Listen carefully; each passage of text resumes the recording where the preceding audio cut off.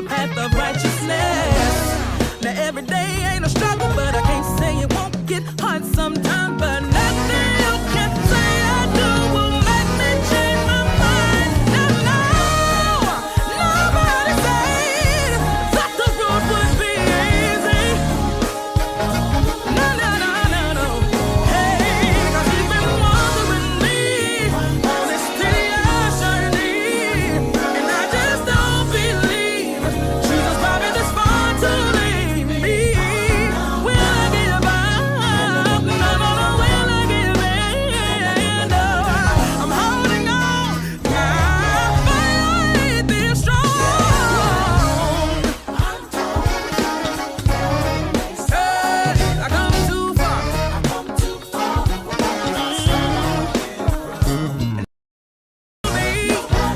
That was wrong. I don't believe.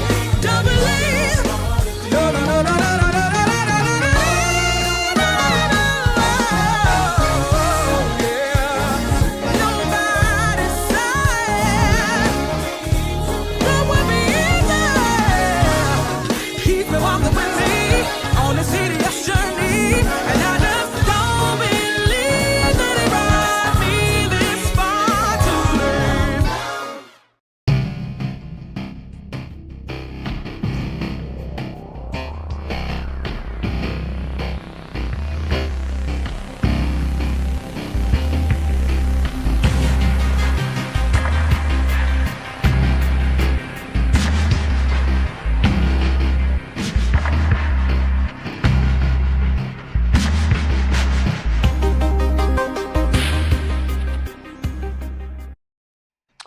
Hello, good evening, and welcome to the IMC experience. We are grateful to God to having you with us tonight. I hope you are coming on in, and certainly wherever you are watching us from tonight, if you'll go ahead and drop that down in the comments, let us know where you are watching us for this Bible study on February the 16th. I also want you to do me a favor as you are coming on in.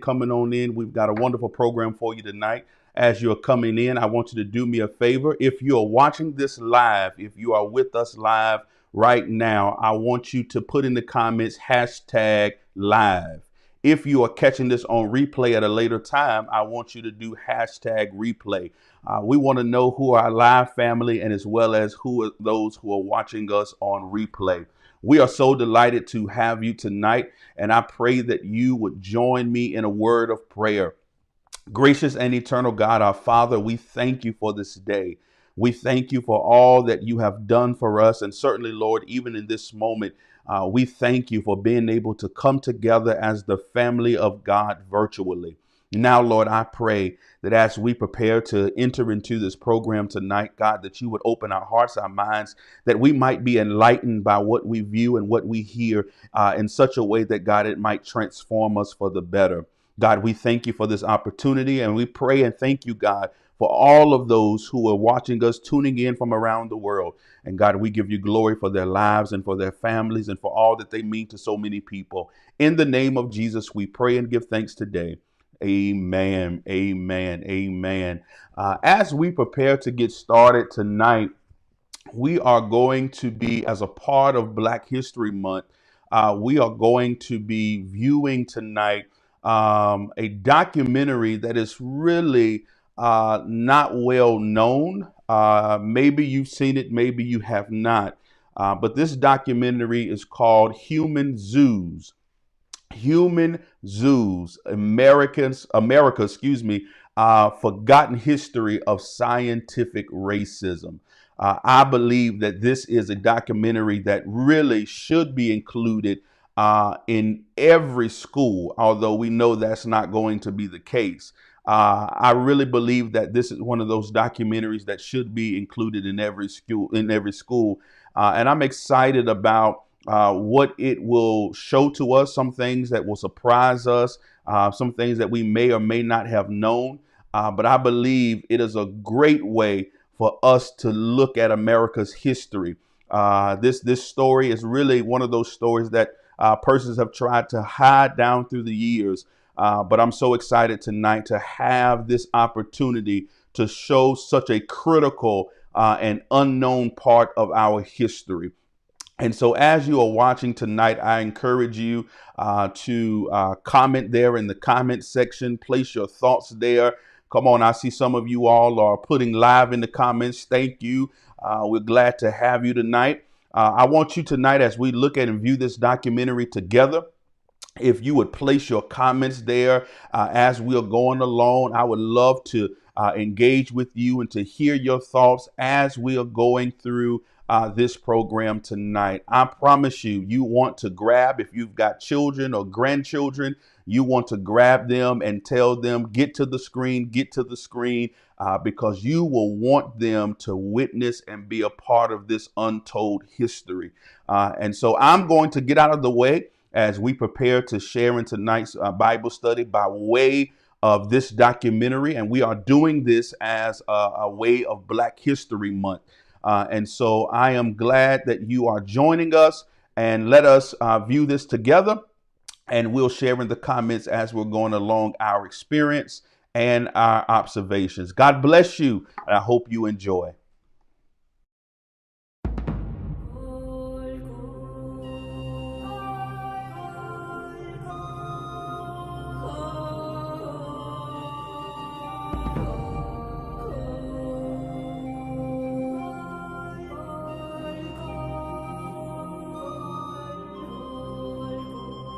The placing of the boy in the cage with a monkey is an outrage.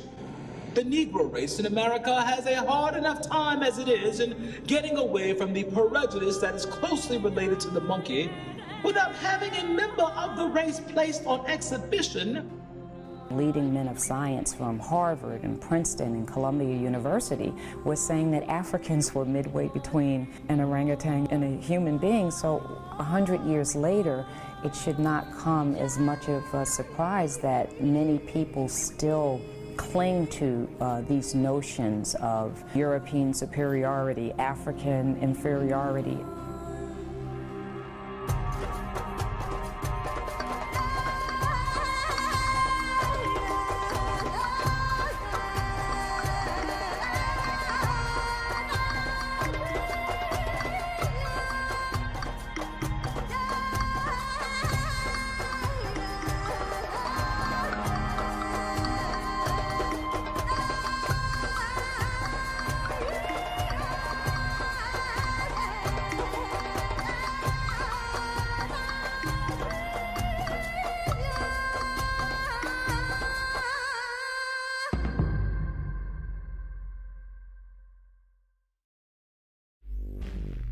The year was 1859. 3 months after Charles Darwin published his book On the Origin of Species, American promoter P.T. Barnum unveiled a new attraction at his popular museum in New York City. It featured what was described as the What Is It, or man-monkey. Visitors were told that the creature had been captured by hunters in Africa, who discovered a race of beings roving among the trees and branches like apes and monkeys. Museum staff declared that the creature had been pronounced by scientists as a connecting link between African blacks and lower animals. In reality, Barnum's so-called man-monkey was an African-American man named William Henry Johnson. Thanks to Barnum, Johnson spent much of his life on public display as an evolutionary missing link, sometimes in a cage. Many reporters at the time were happy to promote the deception. The New York Tribune declared that Barnum's performer seemed to be a cross between an ape species and a Negro, while another paper declared, "The head is shaped like that of a monkey, but the face is more like that of an African Negro of the lower order. It has been pronounced by naturalists as a specimen of the connecting link between man and monkey." Many more supposed missing links were marketed to the public at freak shows throughout America. In the 1880s, there was Crow, promoted as living proof of Darwin's theory of the descent of man. She was described as a perfect specimen of the step between man and monkey. Actually, Crow was a young woman from Southeast Asia who suffered from hypertrichosis, a rare genetic condition that produces excessive hair. In the early 1900s, there was Congo, the ape man, usually exhibited in a cage next to a chimpanzee. Most of these early presentations of missing links were crude hoaxes put forward by hucksters, not scientists. But the quest to dramatize the lower stages of human evolution eventually reached far beyond freak shows. It ultimately involved the most elite members of the scientific community, and it was given a platform at one of the most celebrated events in early 20th century America.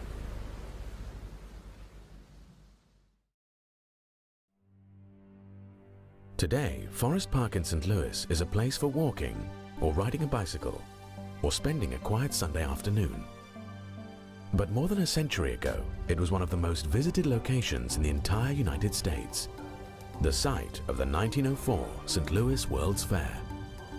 Attracting more than 19 million visitors, the World's Fair was known for its lavish neoclassical buildings, its 22-story high Ferris wheel, and the public debut of innovations such as the X-ray machine and the ice cream cone. But the fair had a darker side.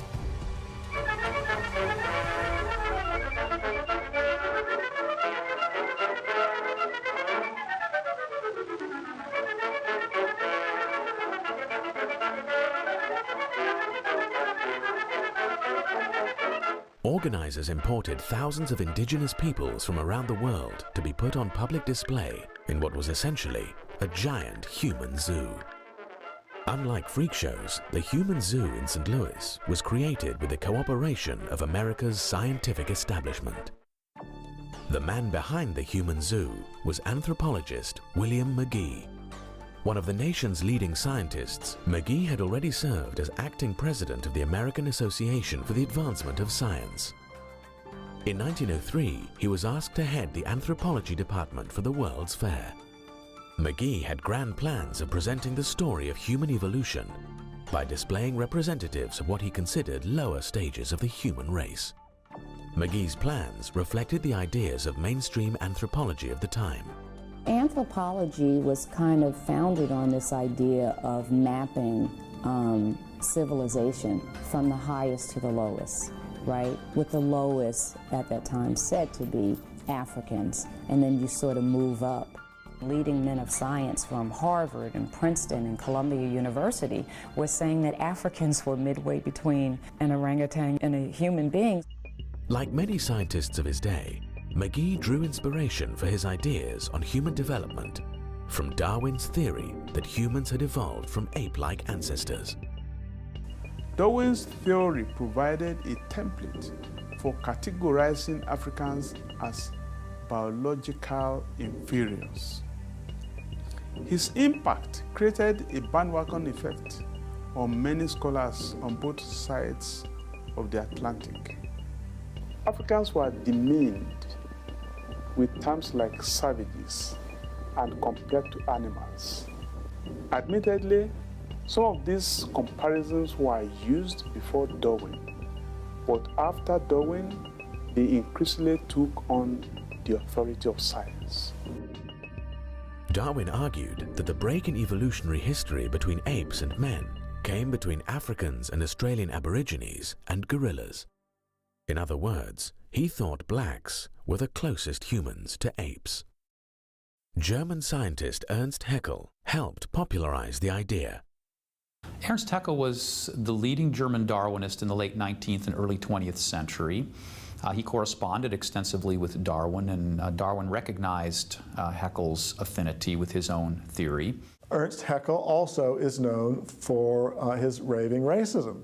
And in fact, he had a graphic of the history of human evolution that, in very pointed terms, really embedded a racist view of human evolution. You had the Teutonic male on the top, the sort of the Germanic male, and then at the bottom you had some creatures that looked partly like apes, partly like Jews. He was also anti-Semitic. And in the middle, you have the transition from the ape-like creatures to the first human creatures. The ape-like creatures look pretty much like they're Africans. And the takeaway point that Ernst Haeckel had from this graph was that the difference between the highest human being and the lowest human being. The gap between the highest Teutonic male and the first human being that was just one step above the apes was larger than the gap between the lowest human being and the highest ape. At the St. Louis World Fair, William McGee expressed a similar view, arguing that scientists had now shown the structure of the lowest humans more nearly resembles that of the highest ape-like animals than that of the highest humans. Like other scientists of the era, McGee saw primitive non-white peoples as living evidence of man's evolutionary history. The savage stands strikingly close to subhuman species in every aspect of mentality, as well as in bodily habits and bodily structure. McGee was determined to use primitive peoples at the fair to dramatize for the public the different stages of human evolution, beginning with races he considered lowest on the evolutionary scale. McGee arranged for native peoples to be put on display in villages designed to recreate their native habitats. These villages were enclosed by fences, making them truly seem like human zoos. More than 4 million fairgoers reportedly visited these anthropological displays, eagerly staring at and poking at the indigenous peoples in their enclosures. Adding to the indignities, native peoples were pressured to participate in a series of athletic contests designed to show they were biologically inferior to whites. Those on display were also subjected to experiments in a special laboratory set up by the fair's anthropology department. Directed by a psychology professor from Columbia University, the lab conducted tests to measure native people's intelligence and physical features, and even their threshold for pain. Some scientists came to the fair with more gruesome plans. Alish Hrdlicka was an anthropologist at the Smithsonian. He came to St. Louis hunting for dead bodies. Hrdlicka was obsessed with analyzing the brains of other races to gain insight into human evolution. He went on to assemble a collection of hundreds of embalmed human brains, many of them still stored by the Smithsonian. Hrdlicka extracted a promise from doctors in St. Louis to hand over the brains of any of the natives who might die while on display at the fair. Native peoples were brought to the St. Louis Exposition from the far corners of the globe. From Japan came representatives of the Ainu people. Patagonians came from South America. Igorots and Negritos came from the Philippines. Both were thought by scientists of the time to be near the bottom of the evolutionary ladder for humans. The Negritos were even marketed at the fair as another missing link between humans and apes. But perhaps the most exotic people group brought to St. Louis for public display were pygmies from the African Congo.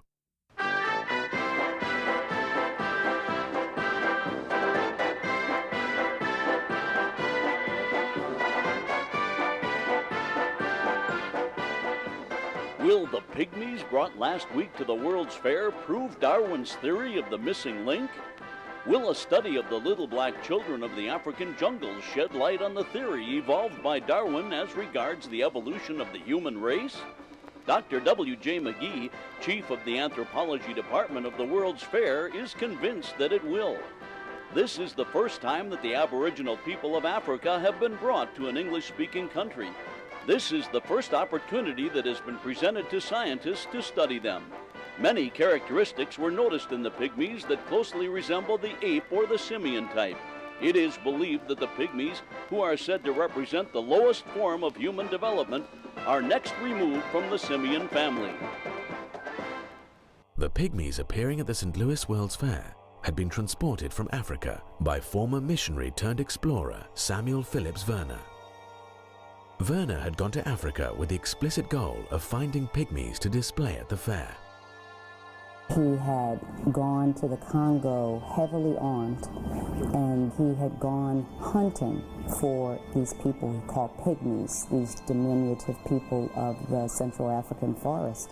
The fair's anthropologist William McGee repeatedly compared the pygmies to monkeys and apes. In the journal Science, he even asserted that pygmies were commonly considered to approach subhuman types more closely than any other variety of the genus Homo. They were considered by men of science at that time to be the lowest form of humans, or in some thought they were subhuman. The pygmies were less than thrilled by their welcome at the fair. The Americans treat us as they do our pet monkey. They laugh at us and poke their umbrellas into our faces. They do the same to our monkey. One pygmy at the fair became a special celebrity. His name was Ota Benga. Samuel Werner had purchased him at a slave market. Ota Benga was advertised to fairgoers as the only genuine African cannibal in America today. For a nickel, he would display his pointed teeth that supposedly enabled him to eat human flesh. At the end of the fair, the pygmies returned to Africa with Samuel Werner. But in 1906, Werner brought Ota Benga back to America. It would prove a fateful choice. Samuel Werner returned from Africa to New York City on July the 30th, 1906, arriving on the SS Armenian from Liverpool. He was accompanied by 2 chimpanzees, a snake, a parrot, and 50 boxes of materials from Africa that he hoped to sell to museums. He was also joined by Ota Benga. Werner quickly departed New York, leaving Benga at the American Museum of Natural History in Manhattan. Established in 1869, the museum was already becoming one of the premier scientific institutions in the world. Ota Benga was largely left free to wander the museum's exhibit halls. When Samuel Werner eventually returned to New York, he was fighting off creditors, and the museum wanted him to find new lodgings for Ota Benga. So Werner worked out an agreement to move Ota Benga to the New York Zoological Park, otherwise known as the Bronx Zoo. Spread over more than 260 acres, the Bronx Zoo had been envisioned by its founders as the largest zoo in the world and the grandest zoological establishment on Earth. The zoo was directed by William Temple Hornaday. A noted zoologist, Hornaday formerly worked at the Smithsonian, and he had already founded the National Zoo in Washington, D.C. Overseeing Hornaday was an executive committee chaired by Henry Fairfield Osborn, a distinguished professor at Columbia University. Hornaday and Osborn had dreams of exhibiting more than just animals at their new zoo. Both wanted to install Native Americans on zoo grounds, with Osborn promising that one day the Indian and his teepee would take their place next to the zoological park's buffalo. Now they had their chance to put their first human on display. Hornaday quickly agreed to purchase one of Werner's chimpanzees and to house both the chimp and Ota Benga at the zoo. Hornaday planned to exhibit the pygmy and the chimpanzee together in a cage in the zoo's monkey house. It was presented as science, not as a circus act, because these were men of science who were doing this. Ota Benga went on display in the monkey house on Saturday, September the 8th, 1906. The next day, a sign was placed on the cage explaining the new exhibit. The African Pygmy, Ota Benga. Age 23 years. Height 4 feet 11 inches. Weight 103 pounds. Brought from the Kasai River, Congo Free State. Exhibited each afternoon during September. Thousands of New Yorkers came to stare and laugh and debate the meaning of the display. Is it a man? Some of them wondered. Newspaper coverage brought even more people, and in just a few weeks, the zoo drew nearly 250,000 visitors. But the notoriety also brought controversy. New York's clergy, in particular, were horrified at what they saw as a dehumanizing spectacle. First to speak out was the Reverend Robert Stewart MacArthur, pastor of the city's Calvary Baptist Church, one of the largest Baptist congregations in America. The person responsible for this exhibition degrades himself as much as he does the African. Instead of making a beast of this little fellow, he should be put in school. Ministers from New York's African American community soon organized a protest committee. After visiting the zoo and seeing Benga for themselves, they were horrified. They thought it was outrageous. They clearly saw a human being who appeared to be afraid, who was being heckled and jeered at and things thrown at him, and he was being, debased on the hallowed grounds of the New York Zoological Society in New York City. The ministers demanded that Ota Benga be taken off display and be offered an education. James H. Gordon, superintendent of the Howard Colored Orphan Asylum in Brooklyn, appealed to the zoo to end the spectacle. If Professor Werner found difficulty in disposing of the boy, why did he not apply to us? We would have seen that he was well cared for. Gordon also denounced the way the young African was being used as a prop to prove Darwinian evolution. This is a Christian country, and the exhibition evidently aims to be a demonstration of the Darwinian theory of evolution. The Darwinian theory of evolution absolutely is opposed to Christianity, and a public demonstration in its favor should not be permitted. Neither the Negro nor the white man is related to the monkey. Such an exhibition only degrades a human being's manhood. We do not like this exhibition of one of our race with the monkeys. Our race, we think, is depressed enough without exhibiting one of us with the apes. We think we are worthy of being considered human beings with souls. Samuel Werner tried to deflect the criticism, denying that he put Ota Benga on display to show that he was somehow subhuman. If Ota Benga is in a cage, he is only there to look after the animals. Zoo director Hornaday meanwhile declared that the black minister's protest was ridiculous. Though a believer myself in the Darwinian theory, I had no idea of using the exhibition to enforce it. The boy is on exhibition simply because the public wishes to see him. He is well treated and happy. To say that the boy is placed in the cage to show his similarities to the monkey is nonsense. He is much more intelligent than many white men whom I have known. Hornaday made clear that he wasn't about to shut down the popular exhibit. The exhibition shall certainly be continued, unless the directors of the park decide otherwise. But the leaders of the New York Zoological Society were pleased by the display. Henry Fairfield Osborne even congratulated Hornaday for the excellent press coverage, commenting that Benga is certainly making his way successfully as a sensation. Spurned by Hornaday, the African-American ministers decided to appeal to George McClellan Jr., the Democratic mayor of New York. McClellan was the son of the controversial general during the Civil War who had tried to unseat Abraham Lincoln in the presidential election of 1864. The elder McClellan openly confessed that he was prejudiced in favor of the white race and said that he couldn't learn to like the odor of either billy goats or Negroes. The younger McClellan now refused to even meet with the African-American ministers, sending out an assistant with a dismissive note referring them to the New York Zoological Society. The ministers then went to see Madison Grant, the Zoological Society's secretary. Grant was a prominent member of New York society. A graduate of Yale, he received a law degree from Columbia. He was also a trustee of the American Museum of Natural History, a counselor of the American Geographical Society, and a founder of the Bronx Zoo. It would have been hard for the ministers to find someone less sympathetic.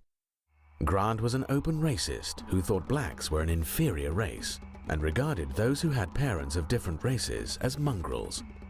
Within a decade, he would write The Passing of the Great Race, a book which championed Nordic supremacy and keeping blacks subservient to whites. The book was reportedly praised by Adolf Hitler as his Bible. Grant also rebuffed the ministers.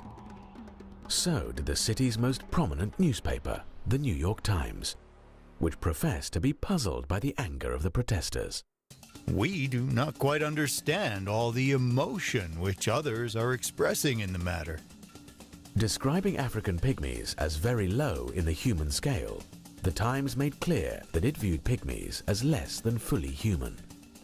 Whether they are really closer to the anthropoid apes than the other African savages, or whether they are viewed as the degenerate descendants of ordinary Negroes, they are of equal interest to the student of ethnology and can be studied with profit.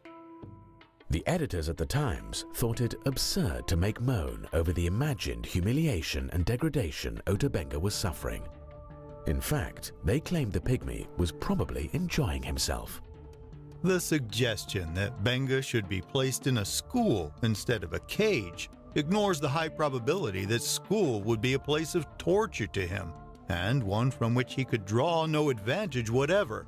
The idea that men are all much alike except as they have had or lacked opportunities for getting an education out of books is now far out of date. After African American ministers criticized the zoo for trying to use Ota Benga to prove Darwinian evolution, the New York Times weighed in again. The Reverend Colored Brother should be told that evolution, in one form or another, is now taught in the textbooks of all the schools, and that it is no more debatable than the multiplication table. As protests continued, increasingly rowdy crowds came to the zoo in order to visit the pygmy.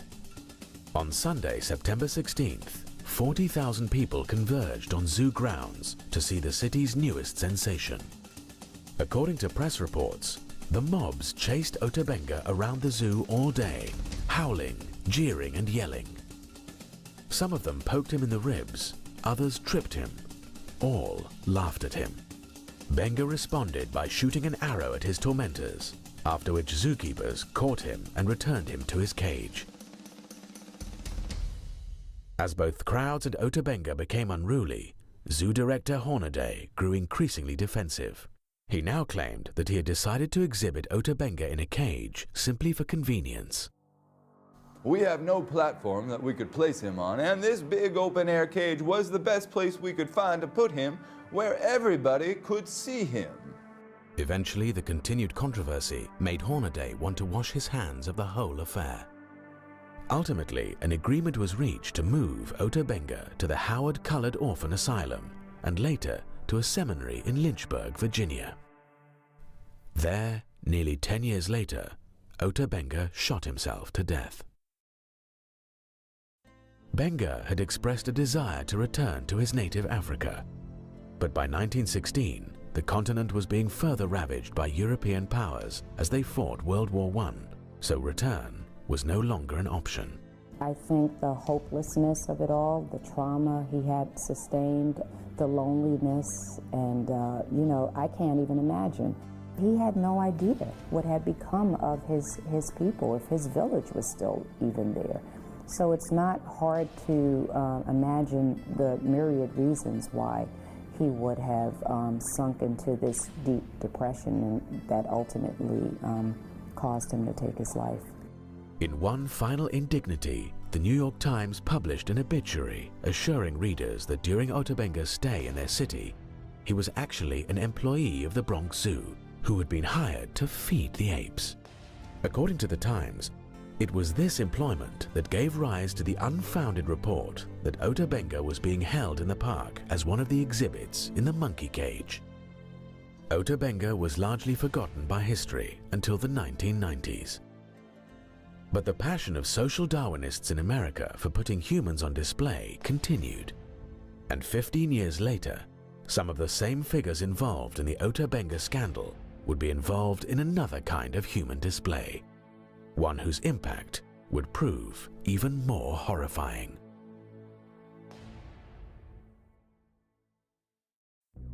In September of 1921, leading scientists from around the globe gathered at the American Museum of Natural History in New York City for the Second International Congress of Eugenics. Eugenics was the science of breeding better people. The term had been coined by Charles Darwin's cousin, Francis Galton. But Darwin himself helped lay the groundwork for eugenics in his book, The Descent of Man. According to Darwin, human beings developed through a long and cruel process of natural selection or survival of the fittest. Less fit organisms died, leaving more capable organisms to reproduce and flourish. It was this ruthless process of elimination, not the foresight of a designer, that had propelled human beings to the top of the evolutionary ladder. But Darwin worried that modern society was now doing its best to undermine natural selection. We civilized men do our utmost to check the process of elimination. We build asylums for the imbecile, the maimed and the sick. We institute poor laws, and our medical men exert their utmost skill to save the life of everyone to the last moment. There is reason to believe that vaccination has preserved thousands who, from a weak constitution, would formerly have succumbed to smallpox. No one who has attended to the breeding of domestic animals will doubt that this must be highly injurious to the race of man. Hardly anyone is so ignorant as to allow his worst animals to breed. A kindly man, Darwin was troubled by the implications of his theory for society. But his followers had a solution. They thought they could apply Darwinian selection rationally and humanely through the science of eugenics, which became known as the self-direction of human evolution. Eugenics was eagerly embraced by America's scientific elites. Sometimes today it's argued that eugenics was just fringe science. Just a few people believed in it. And of course we don't believe in it now. That ignores the fact that for decades, eugenics was what could be called the consensus view of the scientific community. The Eugenics Congress at the American Museum of Natural History drew scientists from America's top research institutions, including Harvard, Yale, MIT, the Smithsonian, Ohio State, UC Berkeley, and the University of Texas. Participants included inventor Alexander Graham Bell and Charles Darwin's own son, Leonard, who lashed out at the threat biological defectives posed to modern society. Scientists were welcomed to the Eugenics Congress by then President of the American Museum of Natural History, Henry Fairfield Osborn, who had been involved in the display of Ota Benga at the Bronx Zoo. A future head of the American Association for the Advancement of Science, Osborn had become one of the most celebrated scientific champions of evolution in America. Soon he would become embroiled in a controversy with politician William Jennings Bryan over a fossilized tooth discovered in Nebraska. Osborn insisted that the tooth supplied irrefutable evidence of the existence of man-like apes in ancient North America. To his embarrassment, the tooth later turned out to be part of an extinct pig. At the Eugenics Congress, Osborn told scientists that eugenics was essential to the future of human evolution. To know the worst as well as the best in heredity, to preserve and to select the best, these are the most essential forces in the future evolution of human society. Osborn also attacked racial intermarriage. 500,000 years of human evolution have impressed certain distinctive virtues as well as faults on each race. Put three races together, you are likely to unite the vices of all three as the virtues. Osborn argued that racial groups should be studied to determine what tasks each race is best fitted to accomplish. But it was clear that he already thought he knew the proper place of non-whites. If the Negro fails in government, he may become a fine agriculturalist or a fine mechanic. The American Museum of Natural History accompanied the Eugenics Congress with a major museum exhibition designed to sell eugenics to the American public. Participants included America's top publishers, insurance companies, government agencies, and private groups like the American Red Cross. As many as 10,000 people attended the special exhibition. There were no live humans put on display at the eugenics exhibit, but it was still a kind of human zoo. It put human racial groups under the microscope to judge their worth to society. There were displays highlighting differences between black and white babies in the womb, displays comparing the mental stamina of different races, displays reporting on the capabilities of immigrants, and displays showcasing equipment for measuring human intelligence and other features. There also were displays about the human brain. One compared the brains of criminals and non-criminals. But the most extensive brain display was created by anthropologist Alois Hrdlicka from his growing collection of embalmed brains. Hrdlicka left his original specimens stored in jars at the Smithsonian. but he brought gelatin models of the embalmed brains of apes and 3 races of humans. Hrdlička's presentation filled 7 separate display cases. It also included a series of skulls from Native Americans. The skulls purported to show that Native American brains revealed primitive features from earlier stages of evolution. In the midst of more sophisticated displays were cruder exhibits featuring the blatantly racist books of Madison Grant and Lothrop Stoddart. Stoddart had published The Rising Tide of Color Against White World Supremacy. Stoddart claimed that whites were in danger of being overrun by the colored races of the world, and he argued that immigration from what he called lower human types had to be rigorously curtailed. Eugenists pretty universally viewed immigrants and people of non-white races as a drag on the human race. Eugenists viewed blacks and Mexicans and Hispanics as throwbacks, evolutionary throwbacks that were lower races in evolutionary terms and therefore were a drain on modern society. And they justified this in the name of Darwinian science. You know, there were racists before the eugenists. The interesting thing about the eugenists was the way that they built on top of Darwinian biology and claimed that there was a scientific justification for racism. The eugenics exhibition advocated a chilling agenda for public policy, including forced sterilization and harsh new restrictions on immigration. It also promoted a radical proposal advanced by the Eugenics Record Office, one of the eugenics groups participating in the exhibition. The proposal called for assembling biological profiles on all Americans to determine whether they were biologically fit to mate.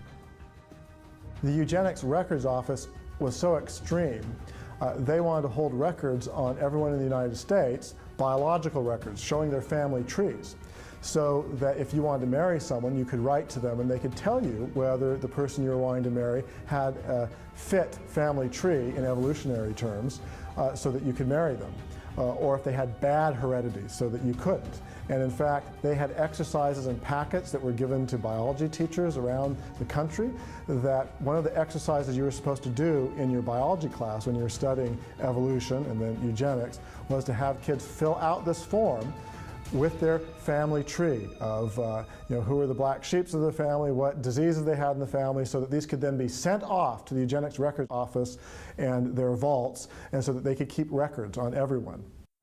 The American Museum of Natural History later called the Eugenics Congress of 1921 perhaps the most important scientific meeting ever held in the museum. A decade later, the museum was at it again, hosting the Third International Congress of Eugenics in 1932. This time, it put on an even more extensive museum exhibition for the public. At the entrance to the exhibit hall were placed the busts of 2 men accredited as the founding fathers of eugenics, Francis Galton and Charles Darwin. Although some scientists raised concerns about eugenics, probably the strongest opposition to the movement came from traditional religion.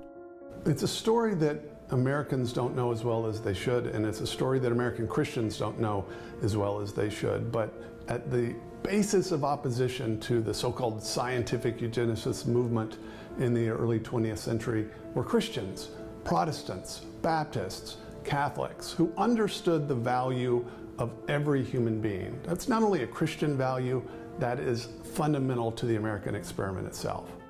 When Nebraska's legislature passed a forced sterilization bill in 1913, Governor John Morehead, a Presbyterian, vetoed it. Morehead argued that the legislation not only violated the state's Bill of Rights, it also offended a higher law. This proposed legislation seems more in keeping with the pagan age than with the teachings of Christianity. Man is more than an animal. While many modernist clergy supported eugenics, theologically conservative religious figures were much more skeptical. American evangelical William Jennings Bryan, for example, denounced eugenics as an impossible system for scientific breeding under which a few supposedly superior intellects, self-appointed, would direct the mating and the movements of the mass of mankind. But the most consistent opposition to eugenics came from Roman Catholics. In 1930, Pope Pius XI strongly condemned forced sterilization for eugenics in one of his encyclicals. The Pope criticized eugenists for asking the government to assume a power which it can never legitimately possess. The most fundamental principle of Catholic social teaching is the intrinsic dignity of every human being. In other words, people are valuable simply as creatures made in the image and likeness of God. They're not valuable merely because they have economic value or they're productive or they're smart. They have value in and of themselves as spiritual creatures made in God's image. That idea obviously contradicts the fundamental principle of eugenics, which is through either passive or active means to favor particular ethnic groups over others. Across America, Catholic clergy actively resisted the eugenics crusade. In Louisiana, the Catholic Church played a key role in preventing the passage of a sterilization law. Catholic opposition to eugenics was so pronounced that some eugenics groups targeted the Catholic Church for attacks. The Human Betterment Foundation in California was dedicated to promoting eugenics through forced sterilization. Its president, E.S. Gosney, lashed out at Catholic efforts to block sterilization laws. Every legislature considering a sterilization bill in the United States is visited by representatives of the bishop or archbishop who lay down the law of Rome to those willing to accept it. The henchmen are prompt to fall in line. Gosney suggested that the Catholic Church should be asked to pay for Catholics who aren't sterilized. If Catholics do not want their feeble-minded communicants sterilized, it would seem more logical to ask them, as Hitler has done in Germany, to keep these feeble-minded segregated at their own expense, in order that the American Commonwealth may be subjected to no unnecessary damage from the presence of a great body of defectives, who increase the amount of human misery, contribute largely to the ranks of the delinquent and criminal, augment the tax burdens, diminish the efficiency of industry, and dilute the quality of American citizenship. The eugenics movement and the supporters of eugenics in the early 20th century actually tried to make an anti-Catholic campaign part of their public argument. On the one hand, they claimed that their ideas were based firmly in natural science, and yet they actually ran a public campaign that was anti-religious. You get the impression that there was something more than simple empirical science at stake in the debate. Despite opposition from Catholics and others, the American eugenics movement continued to flourish in the years leading up to World War II. The eugenics movement eventually led to the forced sterilization of more than 60,000 people in America. Compulsory sterilization in the name of eugenics was ultimately upheld by the United States Supreme Court in a decision that declared, 3 generations of imbeciles are enough. Many of those sterilized would not be considered mentally handicapped today.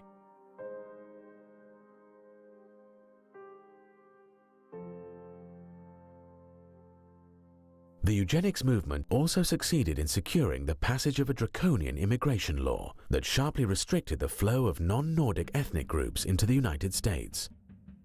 While considering the legislation, the United States Congress invited testimony by a leading eugenist on the biological aspects of immigration. Starting in the 1920s in particular, there was a huge push for immigration restrictions on people who were coming from non-Germanic, non-Northern European countries, and so people coming from Mexico to the United States, or people coming from Africa or Southern European countries that had people that the eugenists viewed as evolutionarily backwards. They had to be stopped because they were going to destroy our society. But the most horrifying implementation of eugenics policies took place not in America, but in Nazi Germany. The Nazis ultimately sterilized more than 300,000 supposed hereditary defectives in the name of eugenics. They then started gassing the disabled at special medical facilities. It was in these killing centers that the Nazis began to perfect the methods they would later use to exterminate Jews. The sordid history of eugenics and the mainstream scientific community's embrace of it remains completely unknown to many Americans. So does the scientific community's involvement with social Darwinism and scientific racism, including human zoos. It's a history some people are still trying to cover up.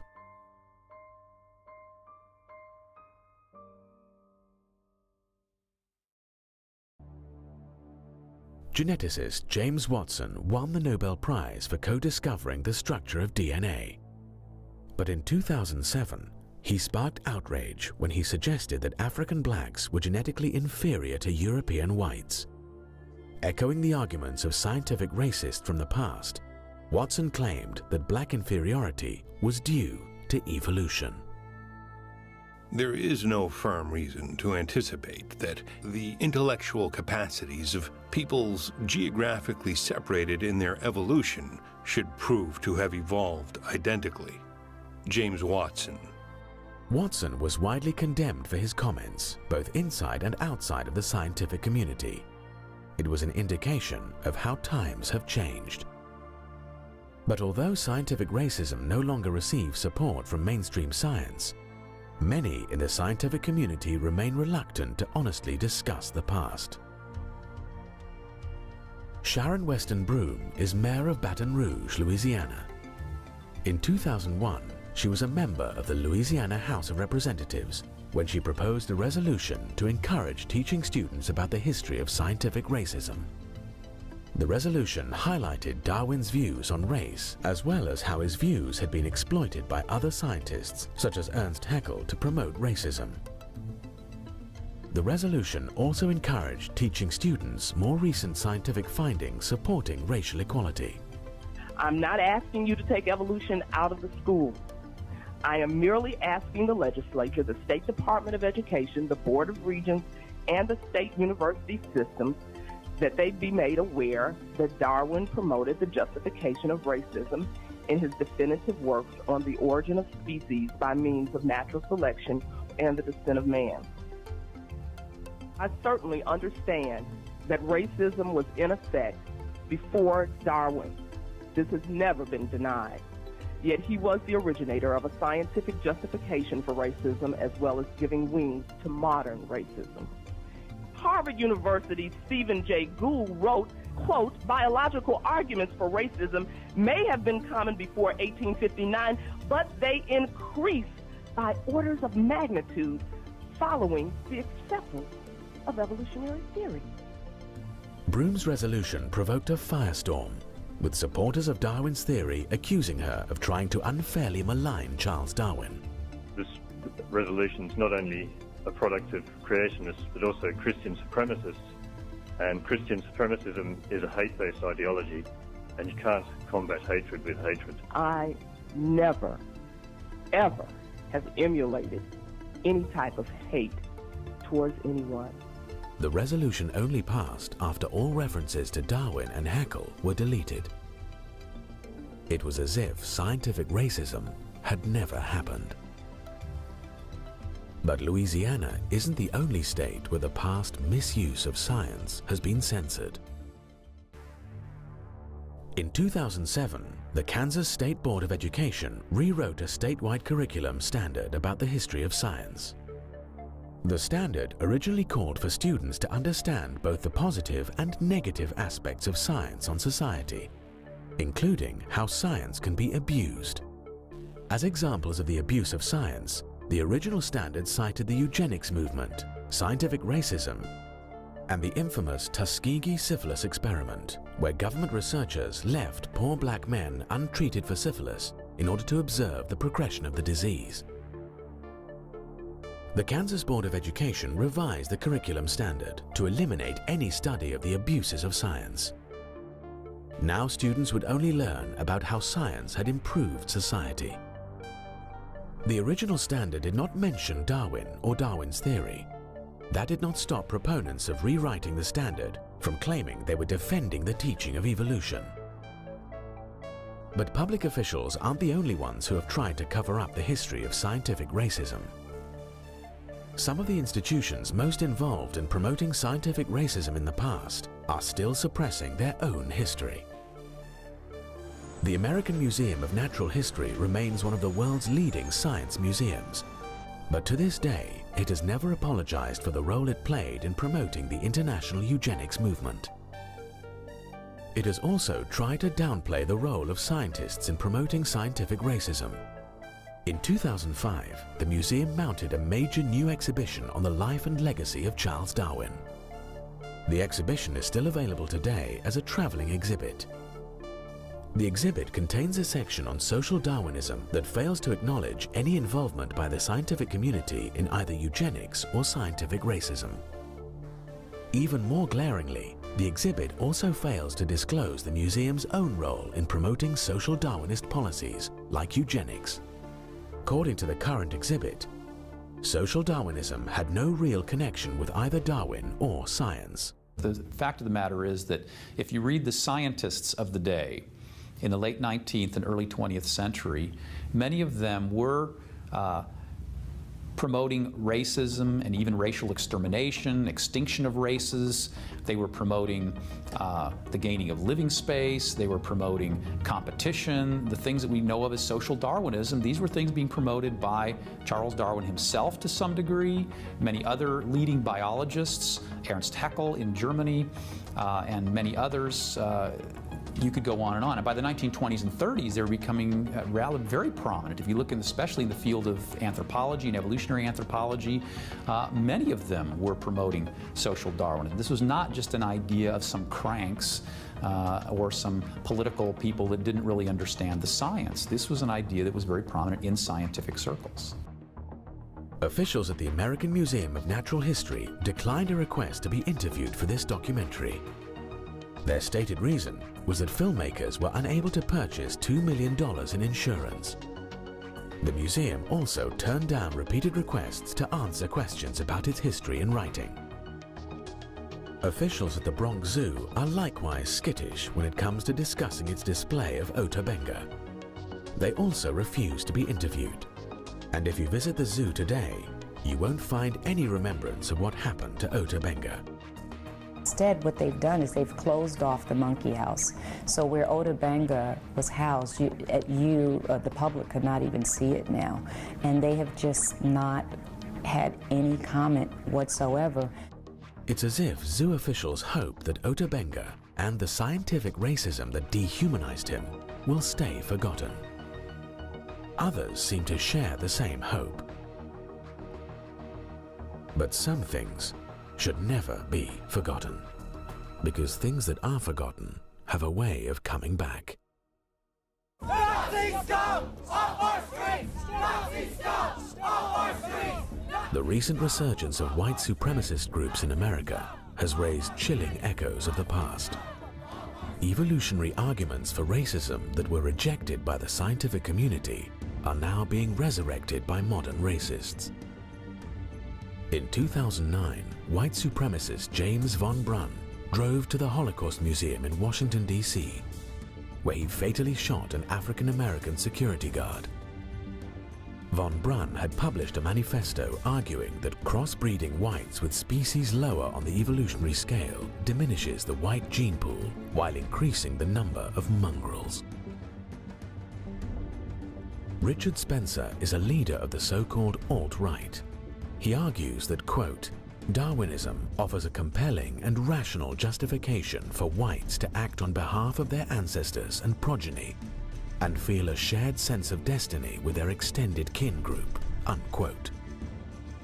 In a 2017 study, more than 400 self-identified members of the alt-right revealed that they view blacks, Mexicans, and other racial and ethnic groups as less evolved and closer to humans' ape-like ancestors than whites.